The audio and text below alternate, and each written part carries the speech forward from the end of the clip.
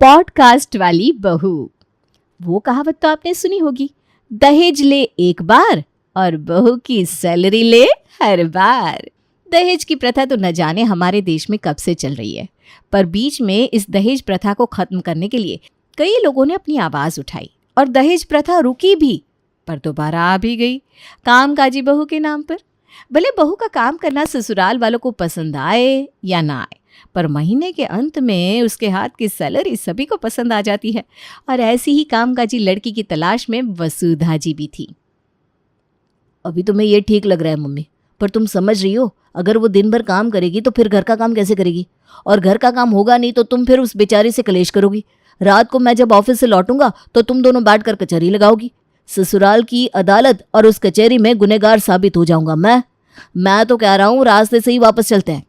अरे दहेज आए एक बार और सैलरी आए बार बार, वो कहावत नहीं सुनी क्या बेटा तूने? ये क्या बोल रही हो मम्मी, तुम्हारे दिमाग में अभी भी वही सब तो नहीं चल रहा?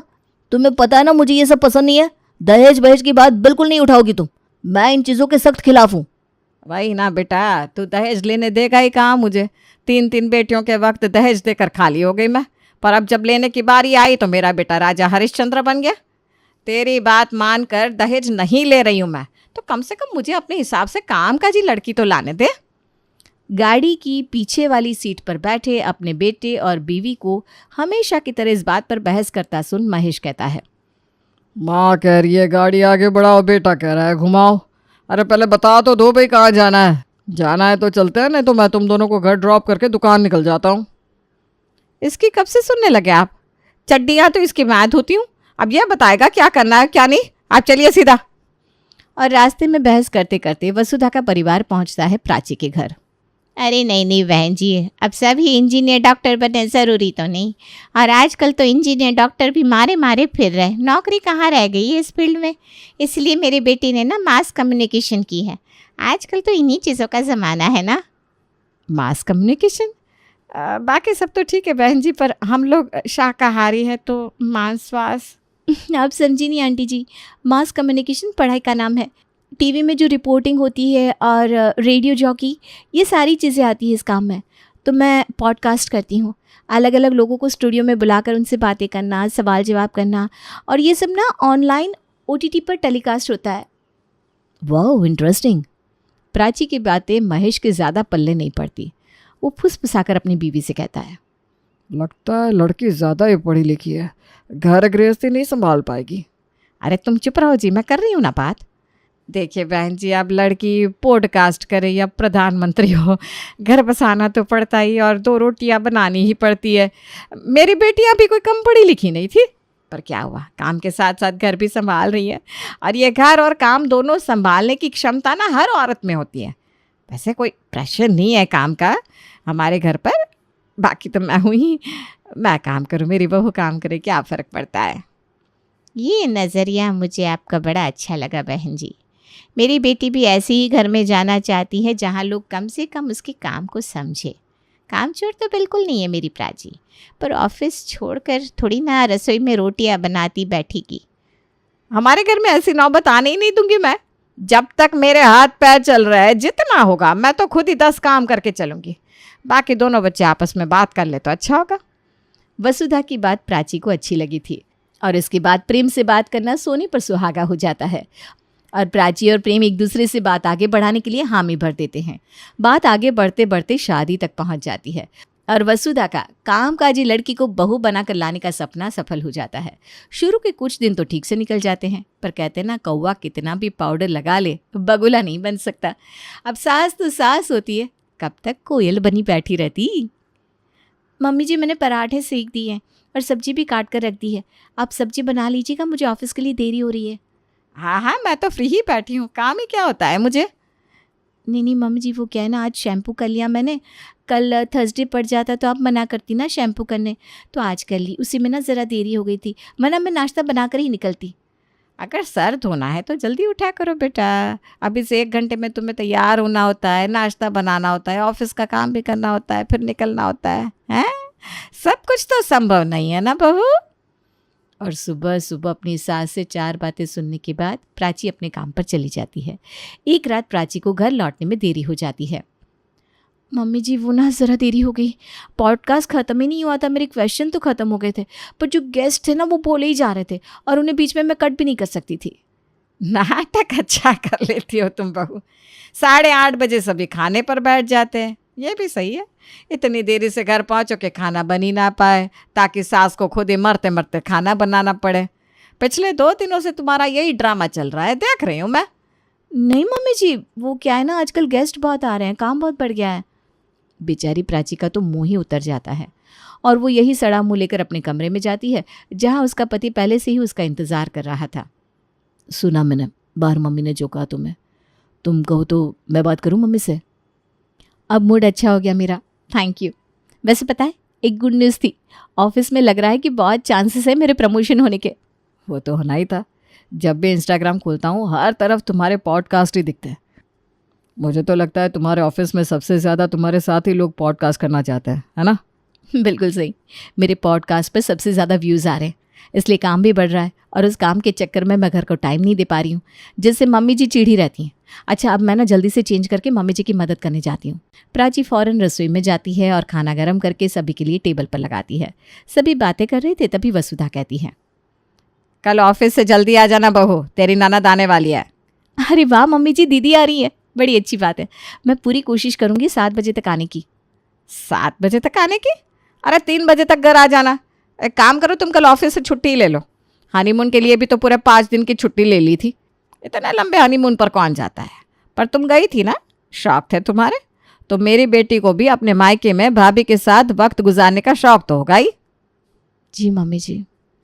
और अगली सुबह उठते ही प्राची को किचन में उसकी ननद की पसंद के खाने की तैयारी करने भेज दिया जाता है। प्राची खाना बना रही थी, तभी उसका फ़ोन बजने लगता है। फ़ोन बंद नहीं कर सकते क्या बहू? सुबह से देख रहे हो, बजे जा रहा है, बजे जा रहा है। बॉस कॉल कर रहे हैं मम्मी जी ऑफिस बुलाने के लिए, उन्होंने छुट्टी दी ही नहीं थी। फ़ोन उठाऊंगी तो बेकार में 100 बातें सुनाएंगे।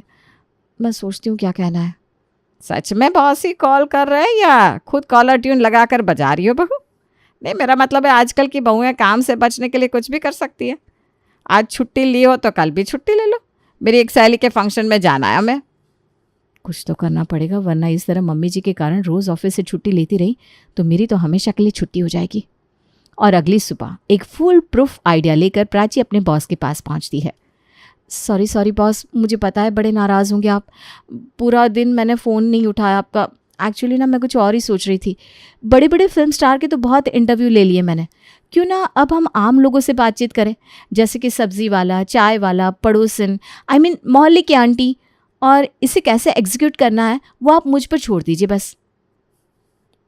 आइडिया तो नया लगता है, ठीक है प्राची, पर ये काम मुझे घर से करना होगा सर, क्योंकि कोई भी सब्ज़ी वाला मेरे साथ स्टूडियो तो आने से रहा। और कुछ इस तरह प्राची अपना काम अपने घर से ही करने का रास्ता निकाल लेती है।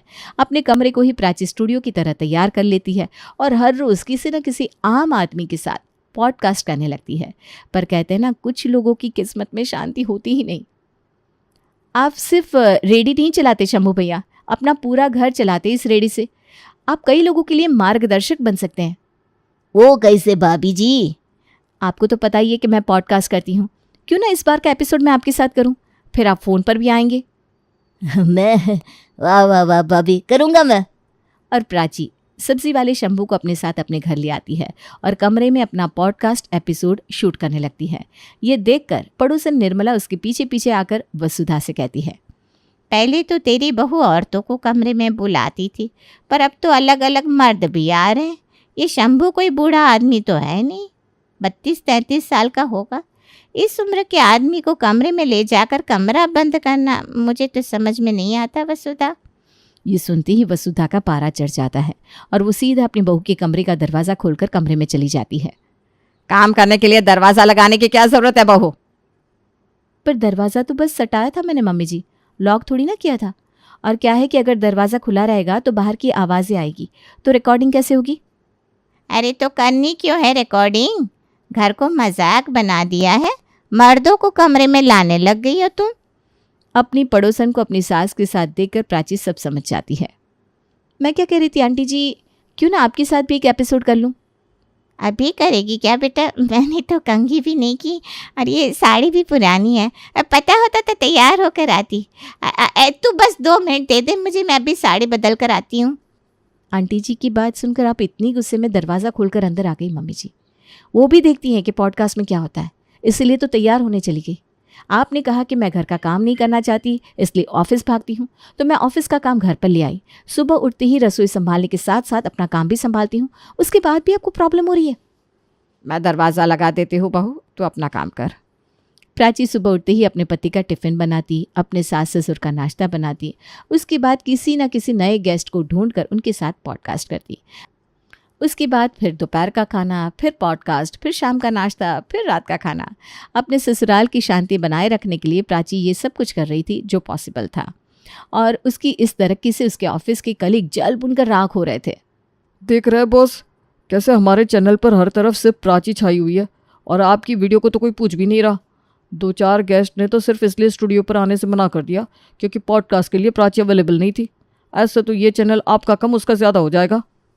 बात तो तुमने पते की है अनिल, देखता हूँ क्या किया जा सकता है। अनिल अपने कैबिन में एक लड़की के साथ बदतमीजी कर रहा था कि इत्तेफाक से निकेतन को ढूंढती हुई प्राची उसकी कैबिन में आ जाती है। ये सब क्या हो रहा है यहाँ? क्या कर रहे थे तुम पूजा के साथ? हाँ, क्या कर रहा था ये पूजा तुम्हारे साथ? बताओ मुझे। वो क्या बताएगी, तुम बताओ। तुम्हें दुख हो रहा है क्या कि यहाँ तुम्हें छूने में कोई इंटरेस्टेड नहीं है?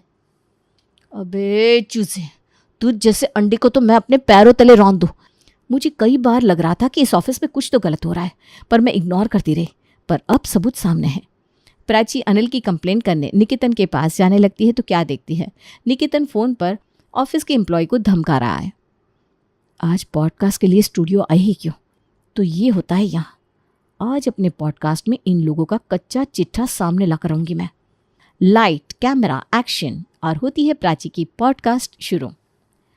लड़कियों की सिक्योरिटी को लेकर आपका क्या कहना है मेहुल? सिक्योरिटी लड़कियों की तो बहुत ज़रूरी है, खास करके वर्क प्लेस पर।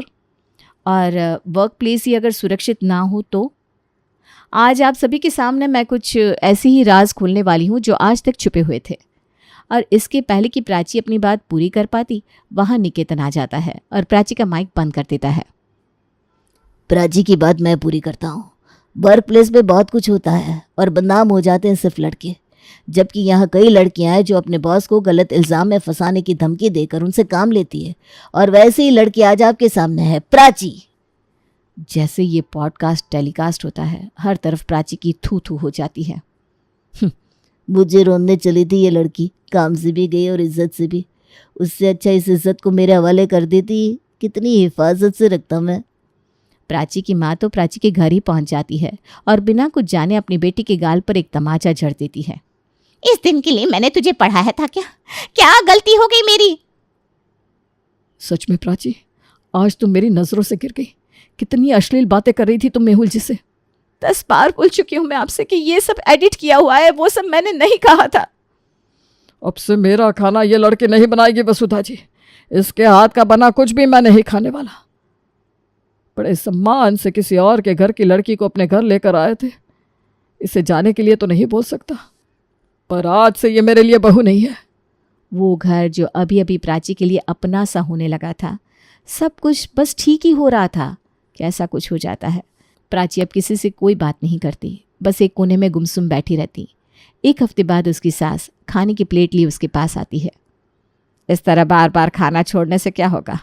मर जाओगी क्या तुम? और मरने से मिल जाएगी शांति तुम्हें?